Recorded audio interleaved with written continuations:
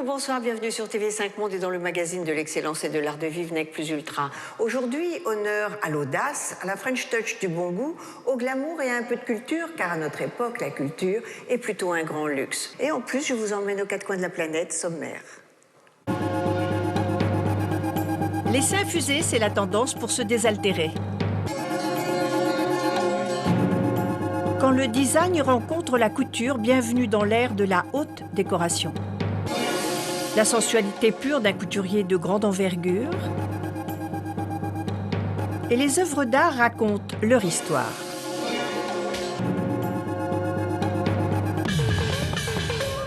Pour commencer, j'aimerais vous présenter Alexis Vaillant. C'est le petit génie qui met la tisane à la mode. Mais si la tisane est un produit de luxe, enfin celle-ci, et vous allez voir pourquoi. Une nouvelle vague de boissons déferle sur la ville. Infusion est un mélange 100% bio de plantes rares aux vertus bienfaisantes. C'est en 2012 qu'Alexis Vaillant, la trentaine, et l'exploitante Marie Denzel créent cette boisson qui réunit les pouvoirs ancestraux avec le style de vie contemporain. Un nouvel art de vivre dans le milieu urbain. La nouvelle branchitude nomade hédoniste en fusion avec la nature. Cette infusion délicieuse, elle est née d'une rencontre avec Marie Denzel, et de moi-même, jeune entrepreneur et spécialisé dans la boisson. Et j'avais de longue date la volonté de créer une nouvelle boisson à implanter sur le marché français. Plus particulièrement, je faisais beaucoup de recherches sur le marché des thés glacés. Et puis, de fil en aiguille, on s'est aperçu que le thé, c'était pas très français et qu'on avait sur notre territoire des producteurs de plantes extraordinaires. Et de la rencontre avec Marie est né un mix entre une boisson ancestrale qu'est la tisane, emballée dans un emballage totalement novateur pour en faire une boisson bonne pour la santé et destinée à tout le monde dans un format facile à consommer. L'idée est réconcilier la ville avec la nature, la tradition avec le progrès, le bio avec le bon. On utilise essentiellement des plantes qui sont cultivées en France, donc dans un domaine qui s'appelle le domaine de Mazet, qui est situé dans les Cévennes, classé patrimoine mondial de l'UNESCO. Toutes les plantes sont cultivées à la main, sont cultivées en bio, par Marie, bien entendu. Donc il y a une vraie recherche au niveau des matières premières utilisées. Une boisson à la tendance infuse. On en cultive à peu près une quarantaine et ces 40 plantes sont des plantes que l'on trouve peu à l'état sauvage en fait. Comme la verveine, le pissenlit, l'origan, l'amande poivrée, le cassis, la bardane. Les plantes et les fleurs du domaine de Mazet vivent avant tout d'amour et d'eau fraîche. En fait, une plante médicinale n'a pas besoin d'une terre très riche. Alors, elle est très sableuse puisque c'est le granit décomposé, en fait, puisque nous sommes sur l'arène granitique du Vigan. Donc, cette terre nous permet, si vous voulez, de rendre... on l'a enrichi au cours des années, bien sûr, parce qu'on a besoin quand même d'un peu de richesse, mais elle reste le plus proche possible de son origine, en fait. Donc, ça nous a permis d'avoir des plantes d'une qualité exceptionnelle sans aucun résidu de pesticides, d'herbicides et de métaux lourds. Aux antipodes des fleurs du mal, ici les fleurs sont bienfaisantes. On dit surtout il faut mettre des tas de produits parce que telle plante va avoir telle maladie, etc. Moi, je n'ai aucune maladie. Donc, si jamais j'en avais une, je la soignerais. Mais je ne vais pas faire l'inverse. Je ne vais pas mettre en prévention un tas de produits avant de savoir si je vais avoir cette maladie. Mieux vaut guérir que prévenir. Et oui, infuser, c'est aussi inverser les idées reçues. Les 4 parfums sont faits de concert entre Marie et moi-même, avec plusieurs axes. Il y a un axe, bien entendu, qui est toujours cette volonté de faire un produit qui est bénéfique pour la santé. Donc on choisit les plantes en fonction de la fonctionnalité qu'on recherche, et on les associe à des fruits pour du plaisir et de la fonctionnalité. La verveine est très connue pour ses vertus digestives et calmantes, mais aussi maintenant circulatoires. Le cassis est une plante détoxifiante par excellence. Donc elle joue beaucoup sur tout ce qui est articulation, bien sûr, mais elle est aussi antioxydante, elle est aussi digestive. Et c'est pour ça qu'elle est dans la tisane que l'on appelle Berlin et qui, en fait, au départ, est détoxifiante. La bruyère, c'est un sédatif urinaire, mais ça soigne aussi très bien les cystites, enfin tout ce qui est urinaire, et c'est un diurétique. Et c'est pour ça qu'on l'a mis dans la boisson qui s'appelle Los Angeles, et qui est une boisson dite slim, c'est-à-dire qui est justement une boisson dépurative. De la sauge, des violettes pour réveiller la grand-mère qui sommeille en vous. Dans chaque jardin se cache potentiellement une pharmacie, encore faut-il savoir lui donner vie. Une plante doit sécher très doucement. Si vous la séchez brutalement, elle perd une grande partie de ses vertus. Du moment que la vertu est sauve, c'est le plus important. Pour ce qui est de la production, finalement, puisque c'est vrai qu'infusion, c'est un emballage qui est industriel, mais la production, il faut savoir qu'elle est totalement artisanale.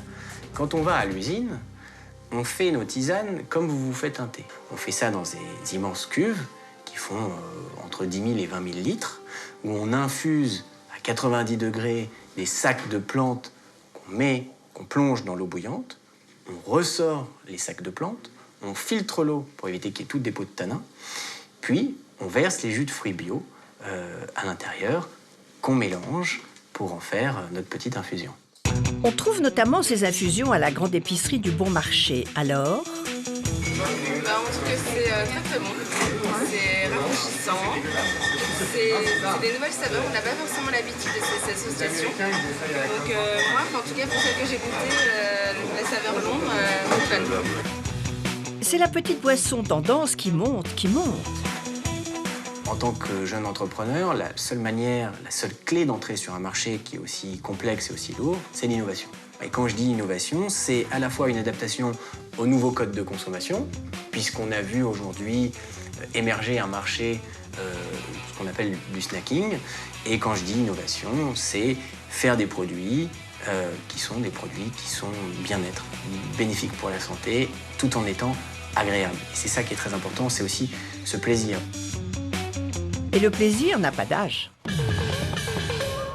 Moi, j'adore l'énergie positive de ces jeunes entrepreneurs. Direction l'Italie, Forlì, près de Bologne. Là aussi, il y a quelques énergies positives. Je vous invite à découvrir un palais et la démarche intelligente d'un monsieur qui donne au luxe italien ses lettres de noblesse via la French Touch rencontre. Avant tout le monde, la société Luxury Living, fondée par Alberto Vignatelli dans les années 70, a pressenti l'opportunité du rapprochement entre design et mode. En 1989, un partenariat entre Luxury Living et Fendi donne naissance à Fendi Casa, première ligne d'art de vivre de la mythique maison romaine. Aujourd'hui, c'est au cœur des plus beaux quartiers, des plus belles villes du monde, que l'empire du mobilier fashion est présent. Et ce sont les plus grandes maisons qui lui ouvrent leurs portes de Londres à Paris, en passant par New York et Los Angeles. Quand le design et la mode se rencontrent à un très haut niveau, matières et formes se conjuguent pour faire avancer l'idée du beau. Tout a commencé avec une marque d'art de vivre qui s'appelait et qui s'appelle encore Fendi Casa. Des Romains jusqu'aux empereurs français possédaient une belle maison, un château, une villa, représentaient le symbole d'accomplissement d'une vie. L'art de vivre, la vie de la maison, symbolise le succès d'une personne, ses goûts et sa façon de vivre. Le siège est à Forlì en Italie, dans le Palazzo Orsi Manghelli, qui fait office d'éblouissant showroom, mis en espace par le décor français Jacques Grange. Ce palais a été une opportunité pour nous au moment où l'université s'en est séparée. Né en 1300, il a vécu ses vicissitudes et comme tous les anciens palais, il a été détruit et ensuite reconstruit. La dernière version date de 1700. Il possède encore des fresques et des sols très beaux. Une structure architecturale unique. Nous avons décidé d'investir notre argent pour le reconstruire et lui donner sa splendeur d'antan. Une fois cela terminé, nous devions le décorer avec un mobilier contemporain et nous avons eu l'idée d'appeler un des plus grands décorateurs, Jacques Grange. Je lui ai demandé, avec humilité et modestie, s'il voulait venir me voir. della decorazione che è Jacques Grange. Il est venu et nous avons sympathisé. Il a visité le palais, il l'a aimé, et c'est ainsi qu'est née la décoration que tout le monde peut admirer. Ed è nata una decorazione che è sotto gli occhi di tutti. Il confie donc son palais de 3000 mètres carrés au décorateur parisien Jacques Grange. Et si, comme le disait Louis Jouvet, la mise en scène est une naissance, celle-ci a tout d'une renaissance. Là, c'était le sujet d'un palais avec un mobilier contemporain et c'était le challenge était comment les présenter au mieux et que l'osmose se passe. Donc j'ai tout de suite dit on ne peut pas présenter que des meubles en meubles, il faut présenter une maison, enfin, un palais habité, confortable, donc des objets. On a choisi plutôt des objets anciens de marbre, comme parce que l'Italie, pour moi, c'est des marbres. J'ai pu choisir des étoffes, j'ai pu choisir chaque meuble, etc. Et on a fait, je crois, une chose très réussie. Et en plus, maintenant, ça me donne envie de faire plein de choses avec lui.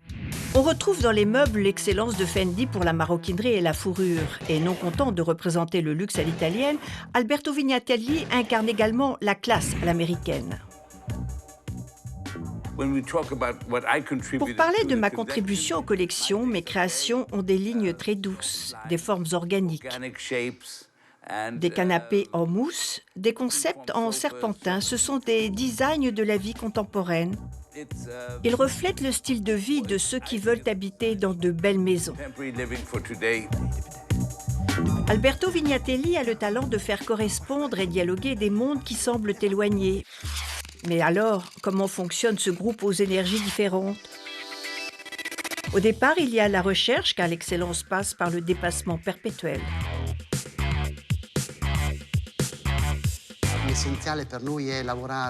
Ce qui est primordial pour nous, c'est de travailler sur de beaux matériaux qui donnent une sensation de confort, de richesse, de qualité.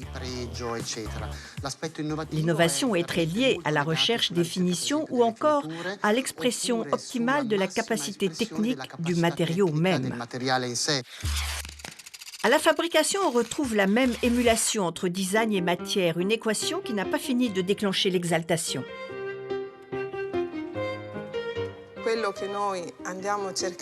Nous essayons de transmettre une allure particulièrement chaude et accueillante, intemporelle, et en même temps, nous essayons de transmettre cette touche de modernité et d'anticipation d'une tendance qui provient de la mode.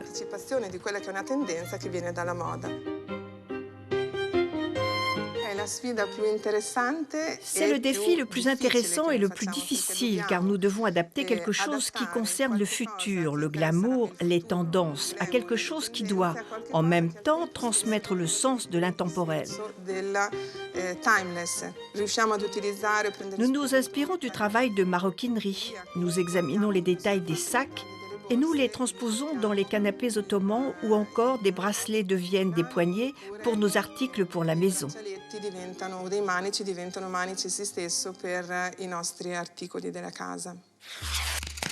Et puis, une fois que le dessin et les matières sont choisis, le rêve devient réalité.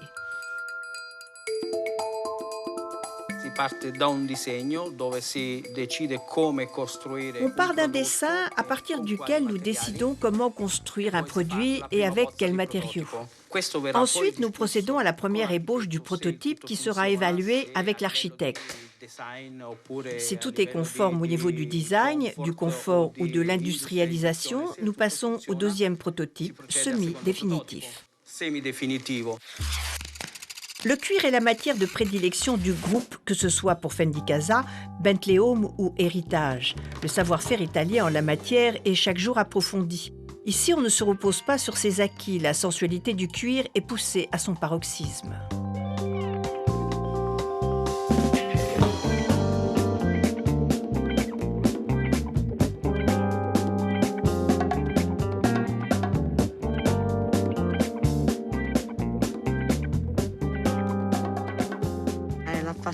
C'est une passion, le côté artisanal, le côté manuel des choses, le fait de pouvoir gérer, créer, regarder au fur et à mesure que le travail avance, changer les choses, voir naître le produit à partir d'un projet passionnant.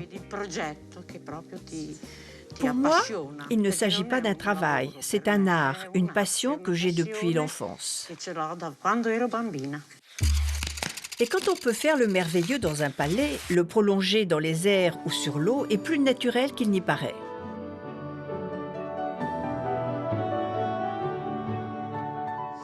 En réalité, notre produit est très éclectique. En diversifiant les finitions, les peaux, les tissus, nous pouvons nous adapter à n'importe quelle situation. Du palais au yacht, l'adaptation paraît facile dans ces conditions. Le fil conducteur, c'est une philosophie, celle d'un art de vivre et non pas d'exposer, de créer du sur-mesure plutôt que du surfait.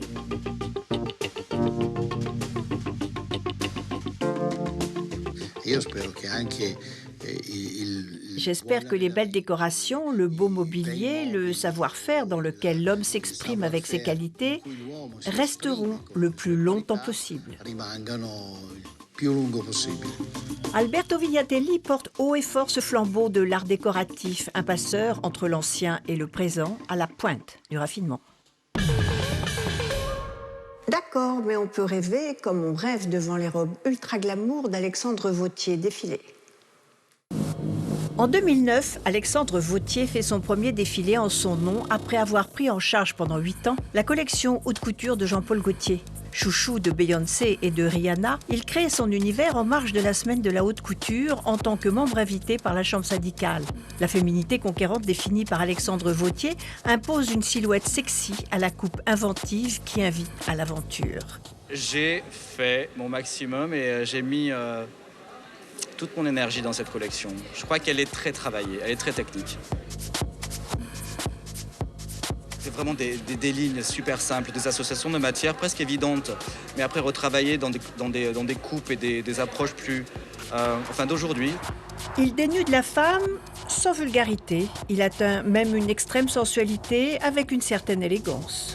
J'essaie juste de rendre les femmes le plus belle possible, élégante. C'est vraiment ça. Je travaille sur cette histoire d'équilibre et de balance, à savoir, il faut qu'elle soit féminine, oui, sexy mais pas trop, élégante toujours, et bien dans sa peau. C'est ça, c'est l'histoire d'un vêtement, c'est vraiment ça. C'est se sentir bien dans un vêtement et affronter la vie avec plus d'assurance. Le monde appartient à ces femmes dont la puissance prend son origine dans une subversive et douce exhibition, des jeux de matière qui s'apparentent plus à des duels qu'à des associations et dont la réussite réside dans une tension volontairement irrésolue. Ça, c'est mon héritage chez Jean-Paul. J'ai travaillé sur la couture, mais j'ai aussi développé tout le prêt-à-porter fourrure. L'intérêt, c'est pas de refaire ce qui a déjà été fait, c'est d'entrechoquer un renard avec un calgan et avec, pourquoi pas, de la chèvre pour donner une espèce de nouvel aspect à la fourrure, mais toujours garder à l'esprit cet esprit ultra luxueux, quoi. Je me suis amusé à travailler du crocodile et du python, des matières généralement pour qui je n'avais aucune sensibilité. Mais je les ai traitées d'une façon que finalement elles m'appartiennent maintenant. Et c'est un peu tout ça. Je mélange des satins de soie ultra qualiteux avec des néoprènes ultra techniques. Ça, c'est un peu tout ça. J'adore me servir un peu des techniques un peu ancestrales, on va dire, ou classiques, et essayer de les retranscrire avec un certain côté contemporain. Ouais. Une collection qui en jette et dont l'éclat est soutenu par l'excellence de chaque coupe, de chaque matière. Il lie le futur dans le passé et donne une vision de l'élégance à travers des pièces à l'esprit aussi bien vernaculaire qu'avant-gardiste. Alexandre Vauthier livre une collection très glamour qui joue avec la pudeur dans un chassé-croisé très réussi. Les vêtements qu'il dessine ont une grâce qui ne cède rien à la transgression, une élégance omniprésente dans la séduction, simplement autour de 3 couleurs, le noir, le blanc et le beige poudré, il a tout dit.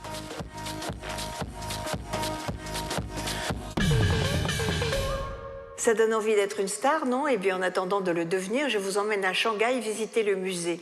La visite des musées est toujours un vrai luxe car on y découvre quelques merveilles. Double luxe aujourd'hui puisque le guide et le sinologue et l'antiquaire Christian Dédier visitent. Le musée de Shanghai est spécialisé dans l'art chinois ancien. Il est situé place du Peuple, en plein centre-ville. Le grand spécialiste mondial d'art chinois, Christian Dédier, est français. Il nous emmène à la rencontre de son vice-président et à la découverte de pièces aussi belles qu'historiquement éloquentes. Une entrée par la grande porte dans les profondeurs de la civilisation chinoise. C'est en 1998, pendant l'été à Paris, que nous avons visité la galerie de Monsieur Dédier et on a décidé d'acheter cette pièce pour l'installer ici. C'est un trésor national chinois. Cette pièce est peut-être actuellement la pièce la plus grande en taille connue du royaume de Dali. C'est dans le Yunnan, donc dans le sud de la Chine, et c'est la seule pièce qui a une inscription royale. La plupart du temps, nous avons des bodhisattvas debout de cette période, quelques petits bouddhas, mais qui sont des pièces qui font 15-20 cm de haut. Celle-ci, elle est très très rare par sa taille, exceptionnelle par sa fonte. En plus, elle est en bronze laqué or. Tout le monde, quand ils l'ont vu, ont considéré vraiment que c'était le trésor de la culture de Roulis, qui est le même royaume que le royaume de Dali dans le sud de la Chine.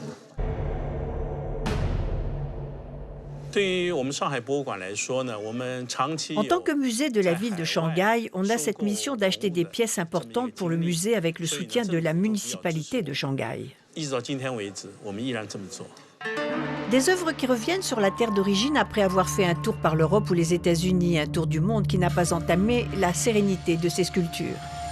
On fait un effort pour que le prix soit raisonnable et qu'on participe à l'achat pour le musée, parce que c'est important que des pièces comme ça soient visibles par tout le grand public, parce que nous sommes quand même dans les pièces qui sont trésors nationales. Un trésor national d'une richesse extraordinaire à la mesure de la grandeur de cette civilisation. Cette pièce, pour moi, est assez exceptionnelle parce que la sculpture, la patine, tous les éléments sont parfaits. C'est sûrement une représentation en réalité du Bodhisattva Avalokiteshvara Padmapani ou Avalokiteshvara tout seul, qui est son nom sanskrit, qui est connu sous le nom de Kuan Yin également en Chine, mais qui est souvent représenté sous la forme soit d'un être un peu femme, un peu homme. Et la position est en plus très rare parce qu'on voit que c'est l'influence de l'Afghanistan, de l'Inde, de tout l'art du Gandhara. C'est cette période au 5e, 6e siècle, on doit être 6e siècle, où il y a tous ces contacts, tous ces mélanges de cultures, où le bouddhisme est introduit en Chine. C'est une pièce très rare. Il s'agit d'un ustensile pour mélanger le vin. En Chine, le vin est souvent mélangé à d'autres éléments. Quand nous nous sommes rendus à Paris pour voir cette pièce, nous avons tout de suite été saisis par la beauté et la rareté de cette pièce. C'est l'apparition des premiers nielages. Donc la tête, toute la tête et le cou, on voit sous le cou, on a comme un collier incrusté d'argent. On a coupé le métal et on a martelé l'argent dedans.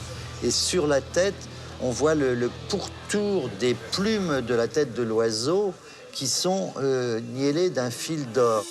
Les bronzes chinois doivent leur renommée aussi bien à la finesse de leur conception qu'au témoignage précieux d'une époque datant de 2100 à 500 avant notre ère. On a un certain plaisir, se dire que dans un musée comme le musée de Shanghai, qui est quand même le plus grand musée au monde en archéologie chinoise et surtout dans les bronzes, avoir 5 pièces au musée, même si j'en avais qu'une, ça serait sublime, mais en avoir 5, je crois que c'est l'apothéose.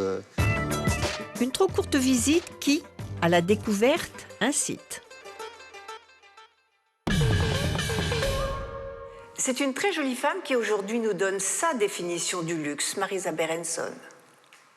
Pour chacun, c'est différent le luxe. Pour quelqu'un, ça peut être une robe couture extraordinaire. Pour quelqu'un d'autre, c'est une doudoune merveilleuse du cachemire dans lequel on se sent bien. Ça dépend de la personne aussi. Merci de nous avoir suivis, merci à la Galerie Lumière de nous avoir accueillis. Je vous retrouve la semaine prochaine, toujours sur TV5 Monde. En attendant, on découvre un des codes importants de la vie en société et on n'oublie pas de cultiver sa faculté à s'émerveiller. Au revoir. Il est temps désormais de se mettre à table pour quelques mises aux points indispensables. La serviette, vous la prenez discrètement et vous le faites comme ça. Vous ne faites pas le toréador. On ne commence absolument pas avant la maîtresse de maison, sauf si elle vous le demande, parce qu'il y a dans le repas, il y a quelque chose de sacré. Le symbole du repas, c'est lié à quelque chose de très profond dans la société, c'est le moment de la communauté. On sacralise la communauté. Et à partir du moment où vous rompez ces codes, c'est-à-dire vous commencez avant les autres, vous vous ravalez au sens à l'animal. C'est-à-dire que vous n'êtes plus du tout dans la communauté humaine. Le code, c'est la personne qui reçoit, commence. Ce premier coup de fourchette lance alors les festivités.